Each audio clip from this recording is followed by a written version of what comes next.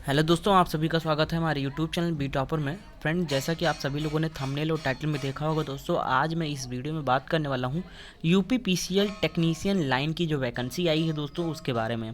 इस वैकेंसी का नोटिफिकेशन 10 मार्च को ही रिलीज़ कर दिया गया था दोस्तों, और 10 मार्च को ही मैंने वीडियो बना के इस वैकेंसी के बारे में आप लोगों को बताया था।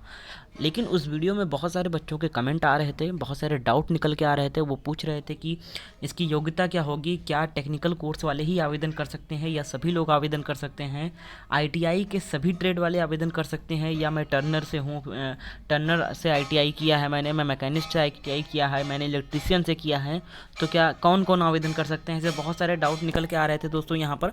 तो आज इस वीडियो में सभी डाउट के जवाब मैं आपको इस वीडियो में देने वाला हूँ, क्योंकि कल से 1 अप्रैल से इसका आवेदन स्टार्ट होने वाला है। तो उससे अब अच्छा है कि आवेदन करने से पहले इस वैकेंसी के बारे में पूरी जानकारी आप ले लें, उसी के बाद आप आवेदन करें। तो चलिए दोस्तों, बारीकी से इस वैकेंसी को समझेंगे, ऑफिशियल नोटिस से हम समझेंगे, कोई भी अपनी तरफ से बातें नहीं बताऊंगा दोस्तों। तो वीडियो को अंत तक देखें, कहीं भी स्किप ना करें दोस्तों, अगर आप आवेदन करना चाहते हैं, क्योंकि ये बहुत ही गोल्डन चांस है आपके लिए दोस्तों। और अगर छोटी सी भी गलती कर देंगे तो आपका पैसा बर्बाद हो जाएगा। तो चलिए दोस्तों, वीडियो को स्टार्ट करते हैं। अगर वीडियो पसंद आए तो अपनी वीडियो को लाइक और शेयर जरूर कीजिएगा दोस्तों। और आगे आने वाले समय में हम आपका यूपी पीसीएल का प्रिपरेशन भी करवाएंगे दोस्तों, तो हमारे चैनल के साथ जरूर जुड़ें, चैनल को सब्सक्राइब जरूर कीजिएगा। तो चलिए दोस्तों, स्टार्ट करते हैं। तो जैसा कि आप लोग देख सकते हैं, ये सरकारी रिजल्ट का पोस्ट है दोस्तों। यहाँ पर 10 मार्च को जब वैकेंसी आई थी तो यहाँ पर पोस्ट हुआ था दोस्तों। इसमें मोटी मोटी बातें बताई गई थी कि कितनी पोस्ट हैं, क्या अप्लाई करना का डेट क्या है, कब से आवेदन कर सकते हैं। तो ये सारी जानकारी, मोटी मोटी चीज़ें जो यहाँ से समझ लेते हैं, उसके बाद में बारीकी से ऑफिशियल नोटिस से हम लोग समझेंगे सारी चीज़ें, ठीक है। तो यहाँ पर इंपॉर्टेंट डेट्स के बारे में सबसे पहले जान लेते हैं। कल से यानी 1 अप्रैल से यहाँ पर आवेदन स्टार्ट होगा। इसका 30/4/2019 लास्ट डेट है इसका, और फीस पेमेंट का लास्ट डेट है 1/5/2019 दोस्तों। यहाँ पर सीबीटी एग्ज़ाम डेट भी यहाँ पर टेंटेटिव बताया गया है। सेकंड वीक ऑफ मई में यहाँ पर एक्सपेक्टेड है, और मई में ही इसका एडमिट कार्ड आएगा दोस्तों। यहाँ पर चालान की बात किया जाए दोस्तों, तो फीस जो है वो काफ़ी ज़्यादा हाई है। जनरल और ओबीसी के लिए 1000 रखा गया है, एससी एसटी के लिए 700 रखा गया, और पीएच दिव्यांगों के लिए भी 700 रखा गया है। तो यहाँ पर फीस जो है वो काफ़ी ज़्यादा हाई है दोस्तों। लेकिन यहाँ पर एक आपको एडवांटेज ये मिलेगा कि ज़्यादा बच्चे आवेदन नहीं करेंगे इसमें, ठीक है। जिनके पास इतना ज़्यादा पैसा नहीं है वो 1000 लगाने में बहुत ज़्यादा डरेंगे, ठीक है। तो कम आवेदन हो सकता है यहाँ पर, आप लोग आवेदन जरूर करें, गोल्डन चांस है आपके लिए दोस्तों। यहाँ पर पोस्ट की बात किया जाए, टोटल पोस्ट यहाँ पर बताया गया था 4102 पोस्ट है यहाँ पर। जनरल के लिए 2052 पोस्ट रिजर्व है, ओबीसी के लिए 1107 पोस्ट रिजर्व है, एससी के लिए यहाँ पर 861 पोस्ट हैं, और एसटी के लिए 82 पोस्ट है। टोटल पोस्ट है जो है वो 4102 पोस्टें हैं यहाँ पर। यहाँ पर एज लिमिट जो बताया गया था वो मिनिमम एज 18 और मैक्सिमम एज 40 ईयर्स होना चाहिए 1/1/2019 से, ठीक है। यहाँ पर जो एलिजिबिलिटी बताया गया था वो class 10th matric pass with ITI certificate related trade stream, computer knowledge भी यहाँ पर होना चाहिए, ठीक है। तो अब हम इसको बारीकी से समझेंगे दोस्तों। यहाँ पर देखिए, यहाँ पर डेट भी लिखा है, लिंक एक्टिवेट 1/4/2019, यानी कल 1 अप्रैल 10 बजे से इसका आवेदन स्टार्ट हो जाएगा दोस्तों। तो उससे पहले हम सारी जानकारी ले लें, तभी आवेदन करें। तो चलिए दोस्तों, इसके ऑफिशियल हम नोटिस पे चलते हैं, ठीक है, उसके बाद में समझते हैं वहाँ से। तो दोस्तों, ये रहा इसका ऑफिशियल नोटिस। अब इसमें सारी जानकारी है दोस्तों, इसी के माध्यम से हम सारी जानकारी इकट्ठा करेंगे। तो यहाँ पर दोस्तों जो इसका पोस्ट है वो है टेक्नीशियन लाइन का, ठीक है। पोस्ट के बारे में यहाँ पर बता ही दिया था मैंने दोस्तों। यहाँ पर आप पढ़ सकते हैं, उत्तर प्रदेश कॉर्पोरेशन लिमिटेड अंतर्गत समूह गा की रिक्तियों हेतु सीधी भर्ती के माध्यम से प्रतियोगात्मक ऑनलाइन लिखित परीक्षा। यहाँ पर एक डाउट और निकल के आ रहा था कि लिखित होगी या सीबीटी होगा, तो यहाँ पर साफ लिखा गया है नोटिफिकेशन में कि ये सीबीटी यानी कंप्यूटर बेस्ड टेस्ट होगा दोस्तों यहाँ पर, ठीक है।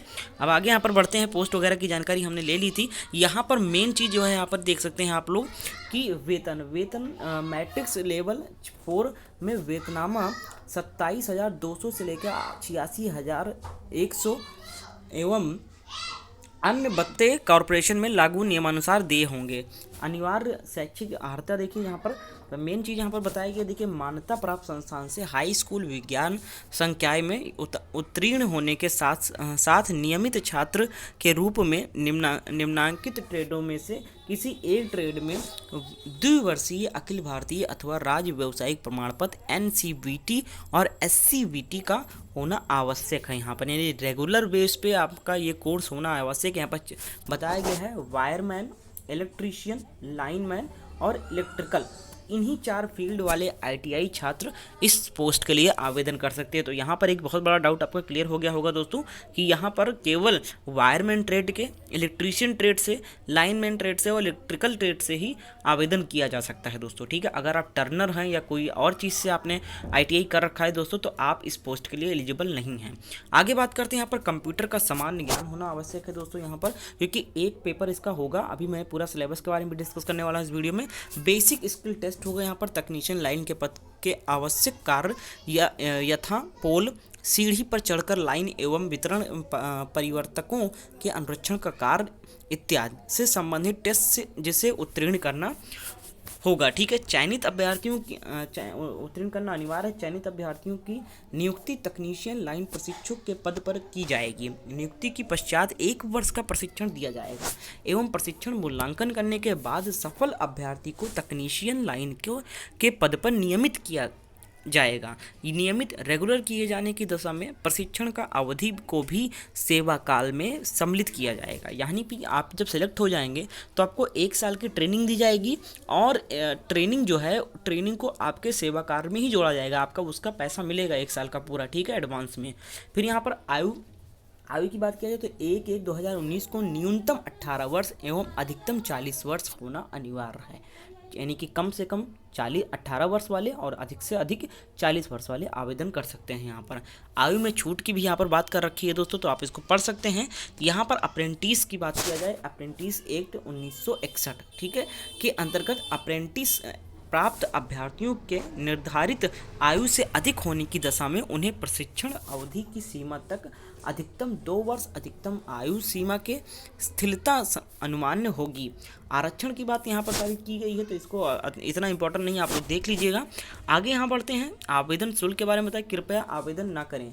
देखिए, चयन परिधि की सूची के अंत में 2 अभ्यर्थियों के प्राप्तांक एवं अन्य बातें समान होने पर अप्रेंटिस एक्ट 1961 के अंतर्गत अप्रेंटिस प्राप्त अभ्यर्थी को चयन में वैधता प्रदान की जाएगी। यदि प्राप्तांक एवं अन्य बातें समान होने पर एवं अप्रेंटिस की अवधि भी समान होने पर समान हो तो ऊर्जा विभाग या ऊर्जा प्रतिष्ठान में की गई अप्रेंटिस को वैधता प्रदान की जाएगी। यदि 1 से अधिक अप्रेंटिस प्राप्त अभ्यर्थी पात्र हैं तो अधिक उम्र के अप्रेंटिस को वैधता दी जाएगी। ये भी इंपॉर्टेंट बात है। यहाँ पर आवेदन शुल्क के बारे में यहाँ पर बता ही दिया गया था दोस्तों। अनुसूचित जात, अनुसूचित जनजात के, ठीक है, 700 रुपये और अन्य समस्त श्रेणी 1000 रुपये। यहाँ पर आवेदन शुल्क net banking, debit card, credit card, state bank of India के चालान के माध्यम से जमा होगी, ठीक है। तो यहाँ पर आपको सारी चीज़ें इस वेबसाइट पर आप जाकर इसको आवेदन भी कर सकते हैं, डायरेक्ट भी, ठीक है। अब यहाँ पर अर्हता एवं अन्य प्रमाण पत्रों का प्रस्तुतिकरण, ये बहुत ही इंपॉर्टेंट है। यहाँ पर अभ्यर्थी द्वारा ऑनलाइन आवेदन पत्र पूर्ण करने पर लिखित परीक्षा में अस्थायी रूप से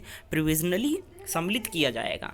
अभ्यर्थी के मात्र लिखित परीक्षा में सम्मिलित होने से अर्हता चयन अधिकार प्राप्त नहीं हो जाएगा। विज्ञापित पद हेतु अभ्यर्थियों द्वारा निर्मित अर्हता संबंधी योग्यता प्रमाण पत्र, अंक पत्र, जाति प्रमाण पत्र, OBC NCL प्रमाण, जाति प्रमाण पत्र जिलाधिकारी के हस्ताक्षर से जारी प्रमाण पत्र ही मान्य होंगे तथा भूतपूर्व सैनिक यथा उत्तर प्रदेश के शासन देश में परिभाषित एवं जिन्होंने सेना में कम से कम 5 वर्ष की सेवा की हो प्रमाण पत्र इत्यादि जो अप्रासंगिक हो उन्हें छोड़कर एक स्वयं सत्यापित एवं हस्ताक्षरित छायाप्रति ऑनलाइन आवेदन पत्र के प्रिंटआउट के साथ जांच के समय जमा कराई जाएगी। लिखित परीक्षा के प्रथम भाग में सफल घोषित अभ्यर्थियों की सूची में से परीक्षा के द्वितीय भाग में प्राप्त अंकों की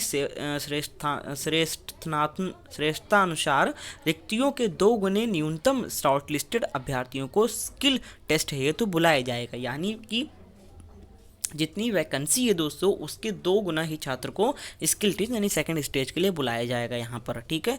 ये चीज़ यहाँ पर साफ साफ कर दिया गया है। स्किल टेस्ट में उत्तीर्ण होने वाले अभ्यर्थियों में से न्यूनतम 1.25 गुने अभ्यर्थियों को अभिलेखों की जांच हेतु आमंत्रित किया जाएगा। उसके बाद में जो स्किल टेस्ट पास करेंगे उसमें से 1.25 गुने अभ्यर्थी को अभिलेखों की जांच हेतु आमंत्रित किया जाएगा। अभिलेख मतलब यहाँ पर डॉक्यूमेंट वेरिफिकेशन के लिए बुलाया जाएगा, ठीक है, क्योंकि उसमें से बहुत सारे लोग निकल जाएंगे, बहुत सारे फर्जी प्रमाण पत्र होगा, बहुत सारे लोगों ने वैसे ही आवेदन किया होगा दोस्तों, ठीक है, किया जाएगा, जिसकी सूचना उनके द्वारा आवेदन पत्र में उपलब्ध कराए गए ईमेल एवं मोबाइल नंबर पर SMS द्वारा प्रेषित की जाएगी। शॉर्ट लिस्टेड अभ्यर्थियों को अर्हता संबंधित स्किल टेस्ट एवं अभिलेखों की जांच में सम्मिलित होना अनिवार्य है, अन्यथा की स्थिति में चयन प्रक्रिया अपूर्ण होने के कारण उनका अभ्यर्थन निरस्त कर दिया जाएगा। सभी प्रासंगिक अर्हताओं संबंधित प्रमाण पत्रों को प्रस्तुत न करने अथवा अभिलेख गलत पाए जाने पर आवेदन पत्र में दी गई सूचना के अनुरूप न होने पर अर्हता शर्तें पूर्ण न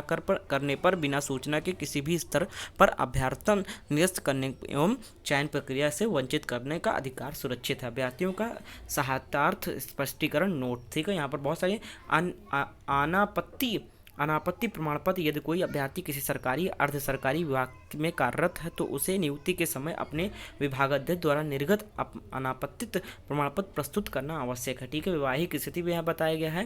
फिर यहाँ पर चयन प्रक्रिया CBT बेस्ड पे होगा। अब यहाँ पर सिलेबस की बात कर ली जाए तो 2 भाग में परीक्षा होगी। प्रथम भाग में आपको नीलेट, यहाँ पर प्रथम भाग में की लिखित परीक्षा में नीलेट के CCC स्तर का कंप्यूटर ज्ञान से संबंधित वस्तुनिष्ठ प्रकार का प्रश्न होगा, जिसमें 50 प्रश्न होंगे, ठीक है। प्रत्येक प्रश्न 1 अंक का होगा, अर्थात यह परीक्षा अधिकतम 50 अंकों की होगी, यानी कि 50 प्रश्न और 50 अंकों का होगा। प्रत्येक गलत उत्तर के लिए ऋणात्मक 1/4 अंक प्रदान किए जाएंगे, अर्थात 1/4 अंक अतिरिक्त कटौती की जाएगी।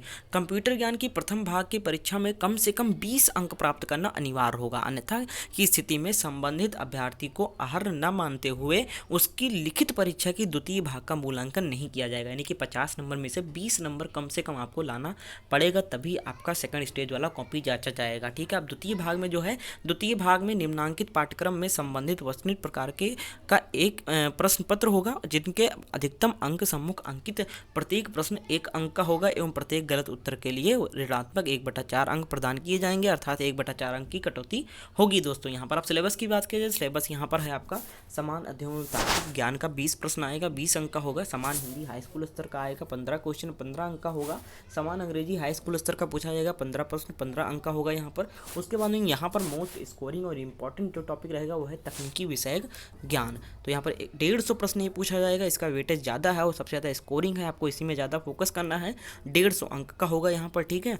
ये टोटल 200 नंबर का होगा और 200 क्वेश्चन होंगे यहाँ पर, जिसमें से 150 क्वेश्चन सिर्फ ट्रेड संबंधित क्वेश्चन होंगे और ट्रेड संबंधित वही प्रश्न होंगे जो 4 ट्रेड के बुलाए गए हैं, वायरमैन, ठीक है। ये सारी चीज़ें आपके पूछा जाएगा यहाँ पर। बाकी चीज़ें यहाँ पर जो मैंने बताई है वो सब चीज़ आपको नोट कर लेना है। यहाँ पर एक बात और यहाँ पर दिया गया, सेकंड स्टेज के लिए चयन हेतु अभ्यर्थी द्वितीय भाग की परीक्षा में कम से कम 33.5% अंक प्राप्त करना अनिवार्य होगा, अर्थात ऐसे अभ्यर्थी 67 अंक से कम अंक प्राप्त करेंगे वे चयन प्रक्रिया से बाहर हो जाएंगे। द्वितीय में भी लगा है कंपलसरी कि 33.5% अंक आपको सेकंड स्टेज में भी पास करने की, 67 नंबर 200 में कम से कम लेके आने हैं, तभी आपको सिलेक्ट किया जाएगा यहाँ पर, ठीक है। तो सारी जानकारी आपको दे दी गई है दोस्तों। अगर कोई और डाउट हो तो आप हमें कमेंट सेक्शन में पूछ सकते हैं दोस्तों, और इसका पूरी तैयारी हम आपको अपने चैनल पर करवाएंगे दोस्तों। पहले भी हमने UPPCL टेक्नीशियन ग्रेड 2 का जो वैकेंसी आएगा, TG2 का जो आया था दोस्तों, उसमें पूरी हम कोर्स करवाए थे दोस्तों, और कंप्यूटर के अभी भी हमने करवाए थे क्योंकि उसका सेम सिलेबस था TG2 का, तो उसमें भी कंप्यूटर हमने करवाए हैं। तो आप लोग हमारे चैनल पर जाके देख सकते हैं, प्लेलिस्ट बना है कंप्यूटर का, आप हमारे सर्च बार में सर्च कर सकते हैं कंप्यूटर बाय बी टॉपर, तो आपको सारे कंप्यूटर के मिल जाएंगे दोस्तों, टेक्निकल के भी वीडियो मिल जाएंगे और नया सेशन भी स्टार्ट करने वाले हैं। तो अगर वीडियो पसंद आए तो फिर वीडियो को लाइक और शेयर जरूर कीजिएगा दोस्तों, और हमारे चैनल पर नए तो चैनल को सब्सक्राइब करके बेल आइकन को ऑन कर लीजिएगा। थैंक यू फॉर वॉचिंग दोस्तों। कोई भी जानकारी और चाहिए तो हमें कमेंट सेक्शन में पूछ सकते हैं, हम पूरी तरीके से आपको रिप्लाई देंगे। Thank you for watching.